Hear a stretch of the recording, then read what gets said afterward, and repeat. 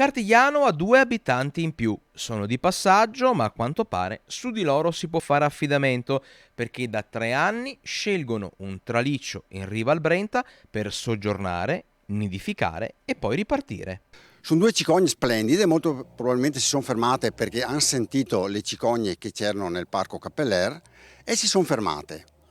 Questo è diventato motivo di attrazione sia per ragazzi, sia per amanti della natura, ma anche per molta gente curiosa che viene qui a vedere una cosa un po' insolita, a vedere queste due cicogne qua. E vi assicuro che sono stupende. Dovreste vederle quando planano per avvicinarsi al nido. È uno spettacolo veramente. E così, tra una planata e l'altra, la voce si è diffusa e le 2 cicogne sono diventate delle vere star, con tanto di selfie e decine di storie condivise sui social. Tutti ne parlano, tutti vengono a vederle e non solo, lo raccontano anche a tutti i loro amici.